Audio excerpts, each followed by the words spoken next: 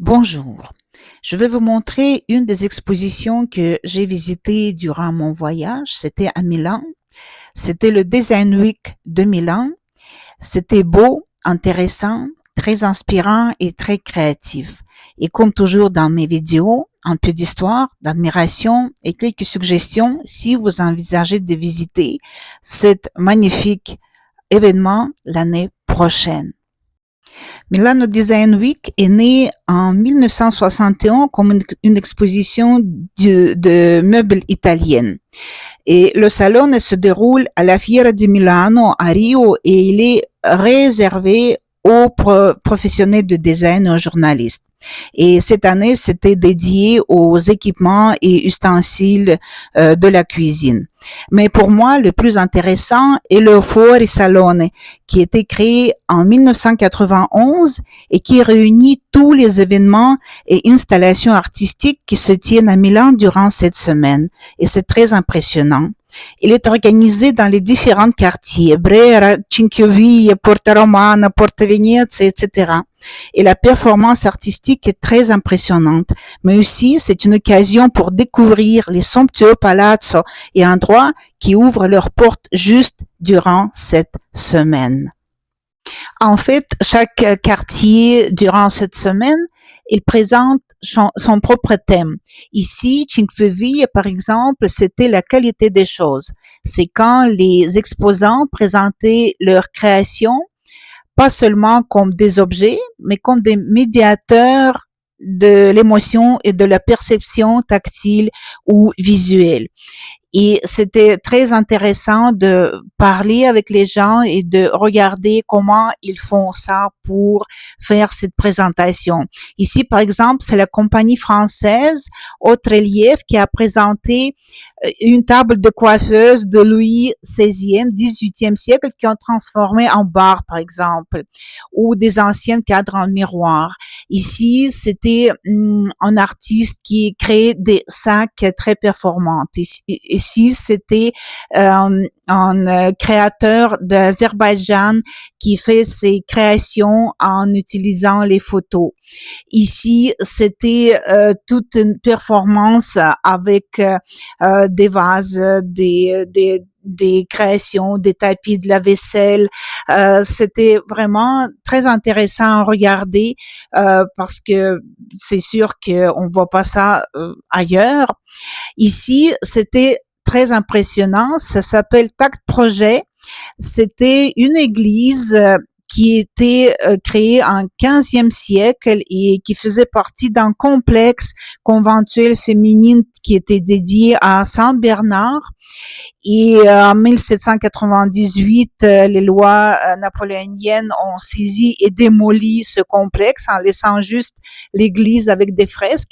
Et quand j'entrais, je comprenais pas pourquoi il y a les branches. Je me suis dit pourquoi il y a des branches, il n'y a pas d'arbre à côté, pourquoi il y a tellement de branches.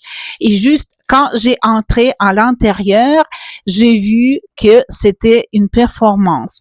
C'était présenté par un artiste japonais et avec en leçon sur les relations. Les relations, c'était son dialogue avec des arbres.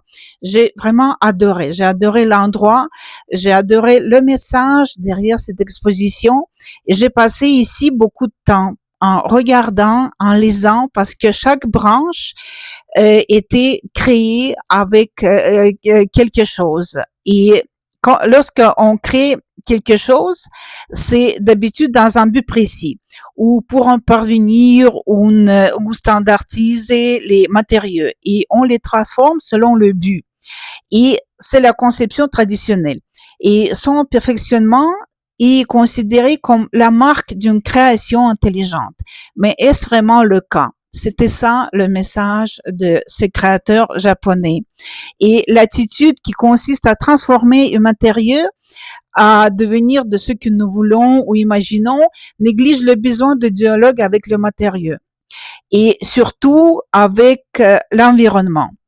Et cet créateur japonais Satoshi Yoshizumi, je m'excuse si je le prononce pas comme il faut, propose de rénover ce dialogue perdu et d'essayer restaurer notre sensibilité envers l'environnement.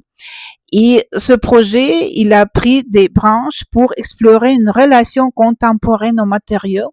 Il tente de réinterpréter la technologie non comme un outil de contrôle, mais comme un prolongement de nos sens pour ressentir à nouveau la nature. C'était très, très impressionnant.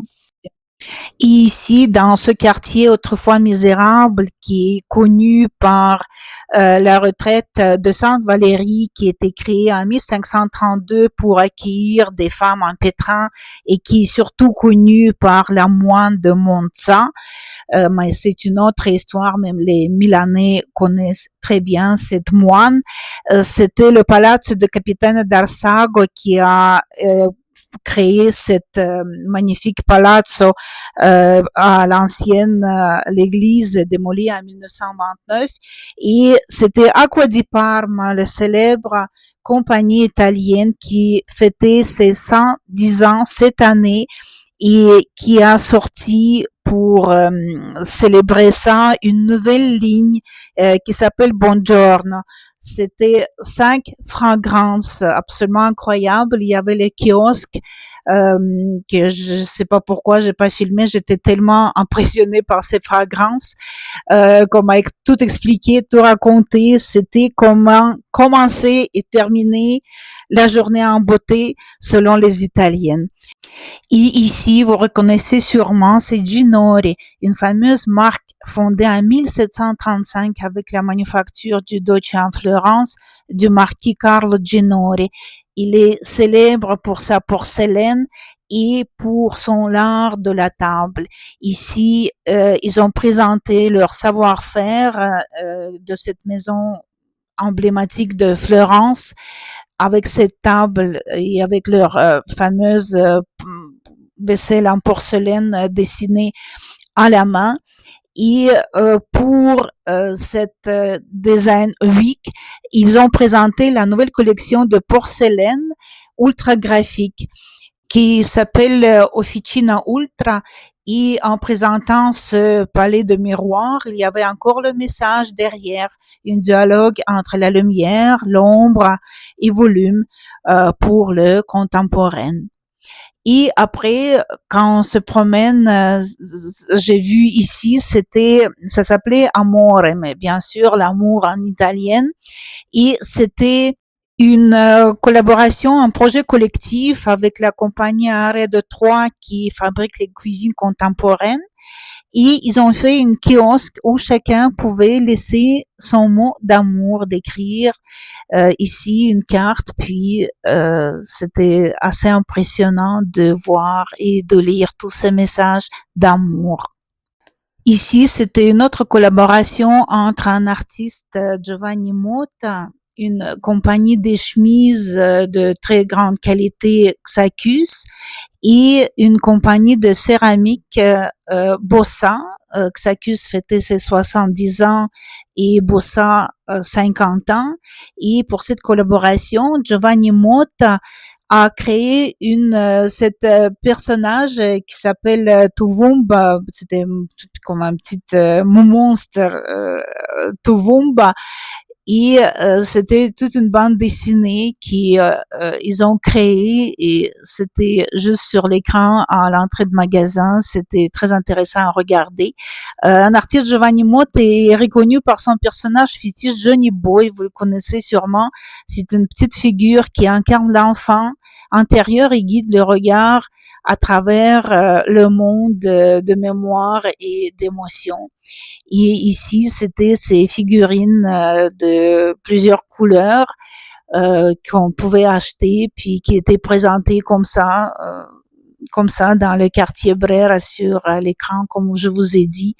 Et c'était très intéressant à regarder, c'était très inspirant.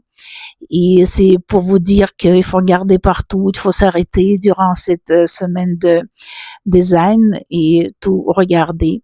Et comme je vous ai dit, c'est aussi l'occasion de visiter des palazzo qui sont fermés d'habitude pour la public et qu'on peut pas visiter, qui sont privés ou qui appartiennent au ministère ou aux entreprises. Et c'est aussi l'occasion de voir ça.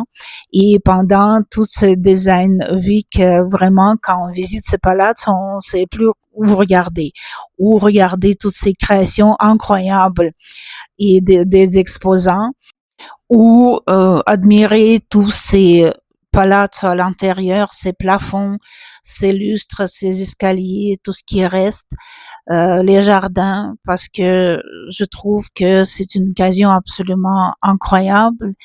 Et moi, j'ai fait les deux parce que j'ai trouvé que j'ai eu de la chance de le faire et de visiter Milan pendant cette semaine de Design Week.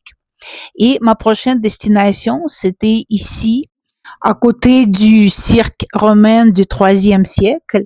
C'était Buccellati qui a fait sa magnifique exposition qui s'appelait Acqua Mirabile. Buccellati, c'est une compagnie italienne qui a été créée en 1919 et au tout début, pour ses créations, elle était inspirée par Renaissance et des bijoux antiques, et ensuite elle a développé son style unique, ciselé, par des motifs ciselés et des textures très délicates. Et elle était inspirée, entre autres, par la dentelle de Burano à Venise. Et aujourd'hui, c'est reconnu dans la joaillerie, dans l'art de table et tout.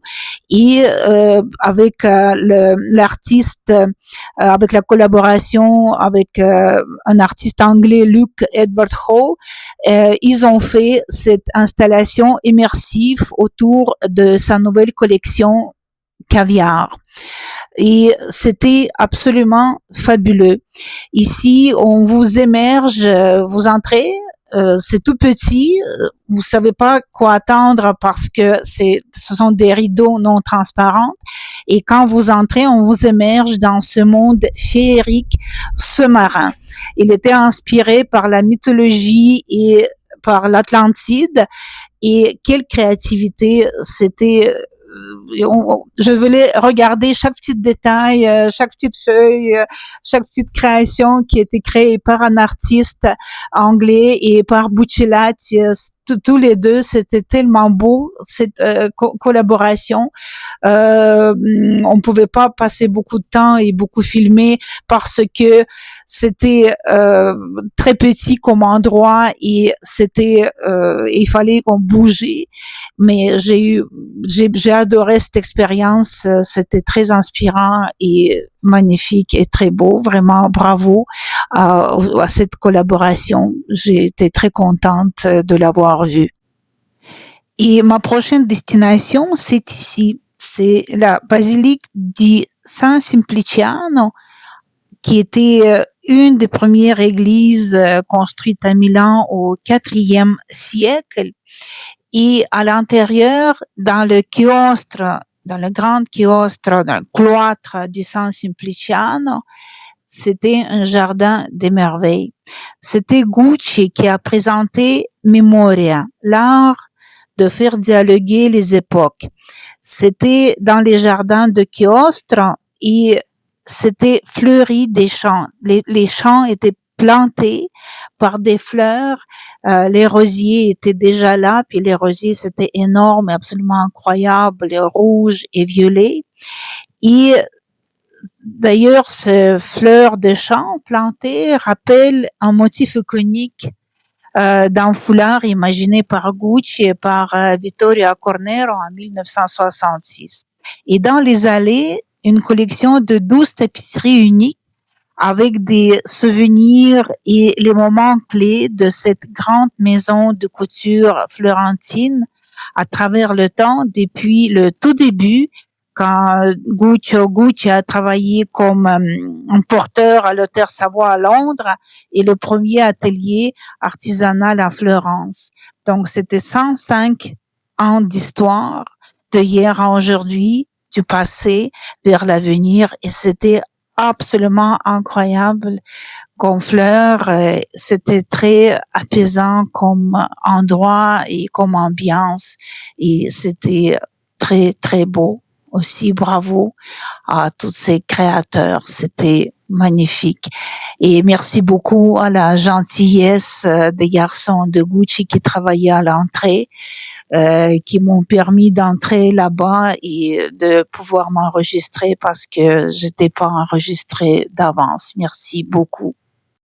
Ma prochaine destination, c'était Palazzo Litta, qui a une longue histoire, qui était construite en XVIIe siècle et aujourd'hui ce sont des bureaux du ministère de la Culture et des Beaux-Arts et qui abritent le lieu. Et la compagnie Mosca Partners, d'ailleurs la fondatrice s'appelle Caterina Mosca, et avait le thème cette année Métamorphose en mouvement. Et c'était quand le design n'est plus une structure rigide, mais une expérience collective. Et à l'entrée, c'était une installation faite de Lina Gottmet qui qui a fait un labyrinthe géante et avec ses courbes roses qui se transforment avec du soleil et avec la change interactive avec les mouvements des visiteurs. C'était très impressionnant. Et à l'intérieur, il y avait 25 exposants sur ce thème de métamorphose comme processus de transformation continue. Et ce qui était impressionnant aussi, c'est le décor de ce palazzo, les plafonds, les lustres, tous ces petits détails qui étaient là. C'était vraiment à admirer avec les chefs-d'œuvre des créateurs, des exposants, mais aussi toute cette merveille de palazzo qui maintenant, j'imagine, est ouvert plus souvent grâce aux expositions de Beaux-Arts et de la ministère de la Culture, mais de le voir comme ça, c'était vraiment très impressionnant. Tous ces petits détails, le plancher, incroyable. C'est une palazzo absolument incroyable et je suis contente que maintenant il peut être ouvert plus souvent à la public. Et je pense que tout le monde était enchanté par l'œuvre de Éric Charles Donatien, qui a réalisé ce projet, imaginez, à partir de déchets de la production de mailles métalliques pour reproduire ce grand banquet baroque aux reflets métalliques. Au tout début, quand on entrait, on comprenait pas parce que la place, cette salle était absolument magnifique, le plafond et tout. Puis quand on rapproche, on continue, on voit ce banquet parce qu'au début, on voit juste en arrière cette installation. Puis après, plus tard, on voit ce banquet et là, c'était incroyable, tous ces petits détails, toute cette création. Je pense qu'il y avait 6 personnes qui a travaillé sur ce projet pendant des mois. J'ai parlé beaucoup avec un de monsieur, un de garçons qui travaillait avec ce projet parce que Éric Charles Donatien était là, mais il était interrogé par autre personne. Je voulais bien lui parler, peut-être un jour parce que son bureau, son atelier se trouve à Paris, puis moi j'ai été invitée. Merci beaucoup. Un jour peut-être je vais passer vous voir et c'était vraiment incroyable. Puis je trouvais que cette installation ça allait tellement bien à ce palazzo parce que palazzo il est un exemple du baroque lombard. Donc et ce projet est vraiment c'est comme on restait dans le temps.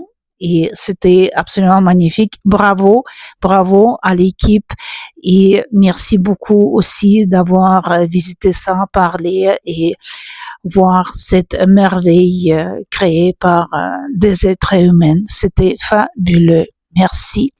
Et ma prochaine destination, c'était un autre endroit magnifique. C'était l'exposition présentée par Dior. Quand on traversait ces rideaux blancs, on entrait dans un monde féerique, de fleurs, de branches, de papillons, d'insectes, d'arbustes, tressés et en fibres de bambou. Tout ça, c'était pour présenter et dévoiler cette nouvelle collection de luminaires. Ces reflets de lumière mettent en valeur la vannerie. C'est la fabrication des objets tressés avec des fibres végétales. C'est une tradition artisanale unique et ces cloches en verre qui étaient présentées par Dior étaient façonnées comme en Murano à la bouche, à la technique de Murano de Venise. C'était magnifique. Chaque verre était différent et le reflet, chaque reflet était différent. Et la forme de ces cloches, d'ailleurs, est une ode à Christian Dior et à son New Look. Avec une emblématique jupe corolle qu'il a inventée. Donc, c'était absolument incroyable. Je peux même pas imaginer comment c'était fait et comment de douleur aux doigts il y en avait après cette fabrication. Imaginez, c'était des fibres végétales, c'était du bambou, des fibres de bambou. C'est rigide, mais c'était tellement beau, vraiment. Aussi une autre merveille que j'ai vue, que j'étais contente de voir et d'admirer. Merci beaucoup Dior d'avoir présenté ça. Merci beaucoup à cet artiste qui a fait cette merveille. C'était d'ailleurs des artistes thaïlandais, Karakot Aromde et Vasana Saïm. Et pour terminer avec toute cette histoire, les cloches qui étaient tissées avec, comme je vous ai dit, à la main, c'était créé et réalisé par des maîtres d'artisans à Kyoto, avec un bambou madaki qui est réputé pour sa souplesse, ses cloches en bambou. C'était merveilleux. Merci beaucoup. Comme je vous ai dit, l'un des attraits de cette semaine du design est la visite des endroits, des cours cachés, mais aussi des palais historiques fermés pour le public autrement. Et un des palais était Palazzo Donizetti. Artemest a installé l'appartamento. Je pense que c'était une installation la plus courue et populaire de cette semaine. Déjà, le palais est magnifique avec ce majestueux escalier, mais le concept de cette exposition, j'ai beaucoup aimé. C'était comme un concept uni. Des exposants sont différents, mais il y avait l'impression d'unité. Et tous ces objets sont vraiment désirés. Et le thème était la grandeur italienne comme un hommage au patrimoine artistique de l'Italie. C'était comme un voyage à travers ce magnifique pays, Florence, Rome, Venise, Naples, Palerme, par les créateurs et par les traditions artisanales. C'était aussi incroyable. Et quel bel hommage à ce pays merveilleux. Et je le dis toujours, ce pays était embrassé par Dieu parce que c'est incroyable ce pays que j'adore, que j'aime beaucoup et que j'espère revenir encore beaucoup de fois. C'était fabuleux encore et encore. Merci pour cette expérience. Et pendant que vous regardez ces merveilles, je vais vous donner quelques conseils si vraiment vous envisagez visiter ça, si vous n'êtes pas professionnel, bien sûr, si vous n'êtes pas de la presse et tout ça, si vous êtes vraiment un simple voyageur comme moi.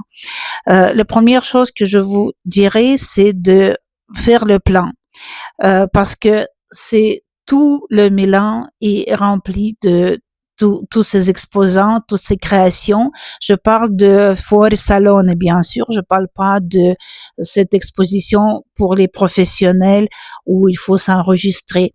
Ici, faites le plan. Au tout début, il y a beaucoup de sites, il y a beaucoup de blogs, il y a beaucoup d'informations où vous pouvez trouver dans Internet où déjà les gens parlent dans quel palazzo, dans quel palais il va avoir les expositions, les exposants. Il y a aussi toute l'information sur le site officiel où vous pouvez tout regarder et après choisissez les endroits que vous voulez visiter. choisissez les plus pertinents pour vous, selon vos goûts, selon vos besoins, selon vos horaires, selon vos déplacements et des journées que vous pouvez consacrer à cette exposition. Moi, je divisais ça en quartiers. Cinqueville, Brera, etc. Je suis pas allée loin, je suis allée là où je pouvais aller à pied. Donc ensuite, les palaces qui s'ouvrent juste pour ça et les compagnies qui vont vous intéresser. Donc vous faites la liste et après vous allez dans chacun de ces endroits en ligne et vous regardez où est-ce qu'il faut s'enregistrer parce qu'il y a plusieurs endroits où il faut s'enregistrer. Moi, ce que j'ai fait la toute première journée, j'ai fait le tour de quelques endroits les plus intéressants et les plus courus que je pensais qui vont être le plus courus et je me suis enregistrée d'avance parce que d'habitude, dans la plupart de ces endroits, dans les plus iconiques peut-être, les premières journées lundi est consacré à la presse, donc on ne peut pas entrer. Donc, mais si vous êtes déjà enregistré, vous pouvez entrer plus facilement ensuite. Et après, vous planifiez vos déplacements durant ces journées. Et surtout, entrez partout où vous verrez ce logo de Fuori Salone. Vous allez le voir, c'était très visible partout. Parce que beaucoup de boutiques participent à ça juste en décorant leur entrée ou leur magasin et c'est toujours impressionnant. Et étant donné que Milan est reconnu pour le design des créateurs, c'est c'est très créatif. Et la dernière chose, parler avec ces exposants. Ils racontent comment ils font leur création, comment ils ont une idée de créer ces créations et surtout félicitez-les. Étant moi-même une créatrice, je vous jure que ça fait toujours du bien de recevoir des compliments pour nos créations. Et surtout, ayez le plaisir. Si vous n'entrez pas quelque part pour une raison ou pour une autre, passez au suivant. Prenez ça en relax, en vous inspirant de ces expositions et de ces créateurs, de ces endroits et surtout de cette magnifique ville qui s'ouvre davantage pendant cette semaine de design. Parce que tout est magnifique là-bas et les endroits sont magnifiques, les palais sont magnifiques, les gens, d'ailleurs remarquez les gens parce qu'il y a beaucoup de gens qui s'habillent différemment parce que Milan d'habitude c'est une ville d'affaires et ce sont d'habitude des habits d'affaires à part Brera, mais ici cette semaine c'est vraiment une explosion de la créativité. Et ici c'est Il Pulpo, aussi une installation de Montclair. Et moi je vais terminer ici à la Pinacoteca di Brera qui est déjà un endroit absolument magnifique avec le musée. Si vous l'avez pas visité, visitez. Moi, je l'adore et chaque fois j'y vais, je la visite. Mais déjà, cette installation était une pure merveille. Déjà, pour moi, ce quartier, Brera, c'est un quartier de joie, de la créativité et c'était incroyable de voir cette installation dans ce quartier. Ça s'appelle Sertanin. On connaît, le Sertanin, c'est la chimie du bonheur. Et c'était une artiste, Sara Riccardi, qui explore une relation entre la beauté et le bonheur, en évoquant le principe scientifique du sérotonine, le hormone du bien-être. Et comme expérience sensorielle et visuelle. Et c'était une pure merveille. Encore une fois, je sais que j'ai dit ce mot durant cette vidéo plusieurs fois, mais vraiment, c'était incroyable parce que les petits, les grands, les très grands, tout le monde était submergé par cette création. Les gens souriaient, les gens photographiaient, les gens touchaient cette sérotonine. C'était un pur bonheur. Donc, j'ai adoré cette expérience immersive. Et quand Milan, une ville économique, se transforme en ville de réflexion par ses expositions, ses créations et ses expérimentations, vraiment fabuleux est très inspirant. Merci beaucoup, Fiore Salone, et peut-être à la prochaine. J'espère que vous avez aimé cette vidéo. Laissez-moi des commentaires. Merci beaucoup d'avoir regardé et à la prochaine.